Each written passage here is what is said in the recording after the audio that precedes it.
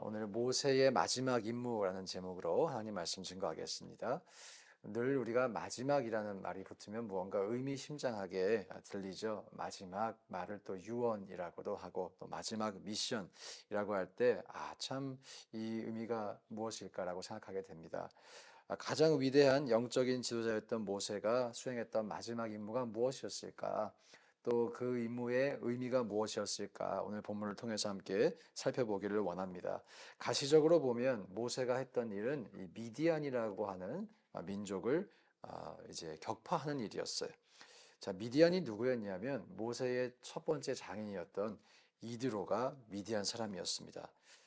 미디안은 모세의 옛 처갓집이었다는 것이죠. 모세가 재혼을 했으니까. 그래서 미디안과 이스라엘은 애정의 관계였어요. 미디안 종족에도 여러 분파가 있었는데 일부 분파, 이드로와 또 그 집안 사람들은 이스라엘과 함께 가나안 지방으로 들어가면서 이제 겐 족속이 됩니다. 그러나 다른 일부가 이스라엘을 넘어뜨리려고 했죠.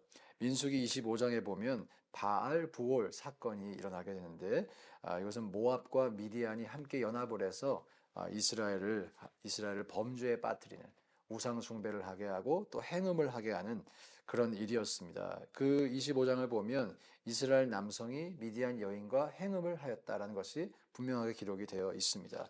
그리고 그때에도 하나님은 이 미디안 백성들을 대적해서 그들을 치라라고 말씀을 하셨어요. 모압과 계략을 짜고 이스라엘을 죄에 빠뜨렸기 때문에 그때 말씀하셨던 그 하나님이 다시 한번 오늘 이 본문에서 말씀을 하시면서 마침내 그 명령이 실행되는 것을 우리가 보고 있는 것입니다. 즉 오늘 모세의 이 마지막 임무는 이스라엘로 하여금 죄를 짓게 했던 그 미디안을 대적하고 심판하는 일이었다라고 우리가 알 수 있습니다. 또 하나님께서 함께 하시는 전쟁이었기 때문에 12,000명만 나갔어요. 각 지파에서 10,000명씩. 그래서 12,000명이 치렀던 이 전쟁이 결과적으로 대승을 거둡니다. 자, 이렇게 볼 때 이스라엘을 유혹에 빠지게 한, 그 죄악에 빠지게 한 미디안이 처참한 심판을 받는다는 것을 우리가 알 수가 있습니다. 이 사건이 우리에게 주는 교훈이 있다면 첫 번째로 하나님의 백성을 축복하는 자는 복을 받지만 반대로 하나님의 백성을 저주하는 사람은 저주를 받는다는 것이에요. 이 민수기 본문이 20장 이후에 반복적으로 보여주는 주제가 한 가지가 있어요. 바로 하나님께서 아브라함에게 주셨던 그 약속입니다. 너를 축복하는 자 축복을 받고 저주하는 자 저주를 받는다. 이것은 창세기에서도 여러 반복되는 주제이지만 이 민수기를 읽으며 이 주제가 계속해서 에코처럼 등장하고 있어요.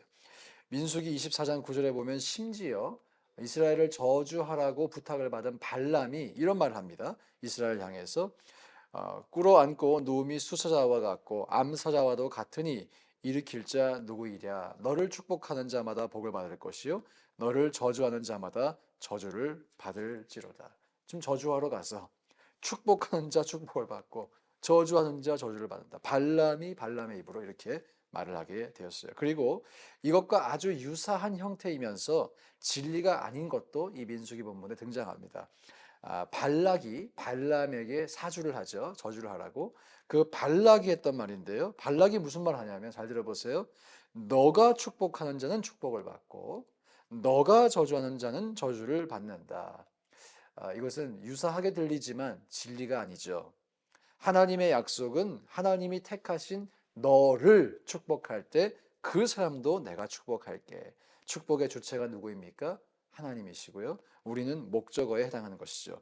그런데 발락이라고 하는 사람의 인간적인 기대는 너가 축복하는 사람.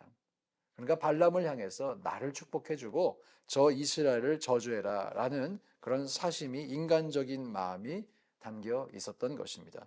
그래서 발람과 이 발락이 아무리 이스라엘을 저주하려고 해도 저주 자체가 되지 않았죠.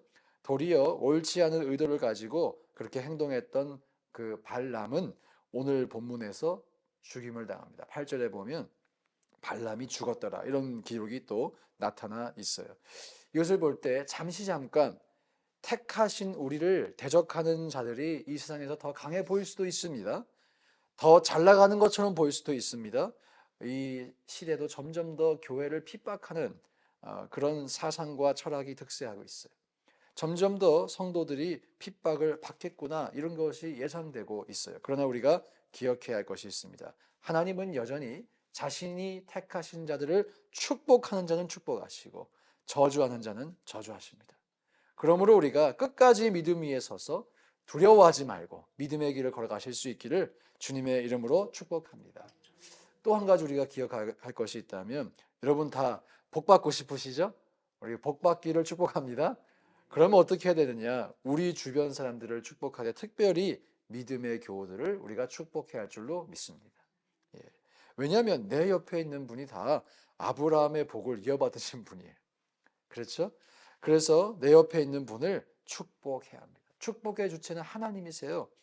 너를 축복하면 내가 축복한다라고 약속해 주셨죠. 우리가 복을 받고 싶다면 그러므로 복을 빌어줘야 합니다.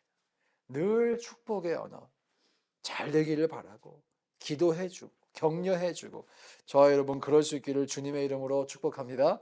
그럴 때 아브라함의 이 자손들에게 약속하셨던 그 축복이 우리에게 임해서 복이 선순환되는 역사가 있을 줄로 믿습니다. 자, 두 번째로 죄의 원인은 제거해야 한다라는 것이에요. 이 에덴 동산 사건을 한번 떠올려 보시기 바랍니다. 죄를 지었던 아담과 하와도 벌을 받지만 죄의 원인이 됐던 뱀은 더 큰 벌을 받아요. 이스라엘은 우상 숭배와 음행으로 바알보을 사건으로 인해서 2만 4천 명이 죽었어요. 그런데 그 죄의 원인을 제공한 미디안은 씨를 말려버려요. 하나님께서 성경을 통해 보여주신 것이 있습니다. 죄를 미워하시는데 이 죄의 뿌리를 정말 미워하신다는 거예요. 철저하게 심판하신다는 거예요.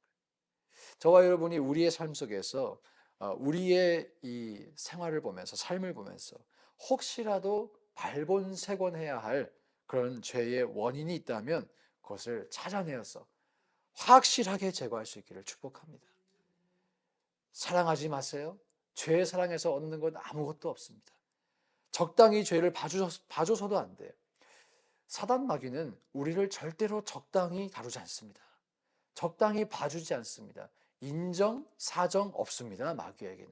그러니까 우리를 지옥에 끌고 가려고 하죠.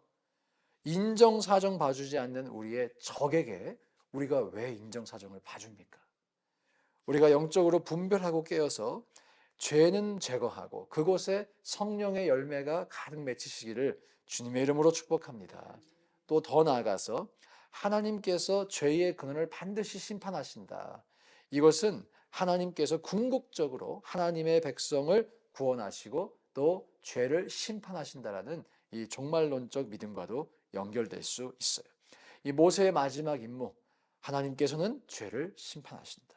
그리고 자신의 백성은 회복시키신다. 이 주제가 담겨 있죠. 요한계시록의 주제와 맞닿아 있는 것입니다. 자, 우리의 신앙생활에는 우리가 제거하려고 해도 잘 제거되지 않는 죄가 있어요. 또 끝까지 우리를 대적하는 사단 마귀의 방해가 있어요. 그러나 기억해야 돼요. 이 세력은 언젠간 심판받습니다. 하나님은 그분의 신실함으로 반드시 궁극적이고 포괄적인 심판을 행하실 것입니다. 아까도 말씀드렸지만 이 세상에 사단 마귀의 권세가 득세하는 것처럼 보여도 두려워하지 마시기 바랍니다. 하나님이 승리하실 것이기 때문에, 최후 승리를 우리에게 주실 것이기 때문입니다. 또 우리 주변에 있는 악인의 형통도 우리가 부러워할 이유가 없는 줄 믿습니다. 우리가 의의 길을 걸어가고 하나님께서 부르신 그 부름의 상급을 위해서 달려갈 때 우리의 삶 속에 어려움과 고난도 있을 수 있겠지만, 그러나 그와 비교할 수 없는 영광이 우리에겐 기다리고 있고 저 악인들에게는 심판이 기다리고 있다.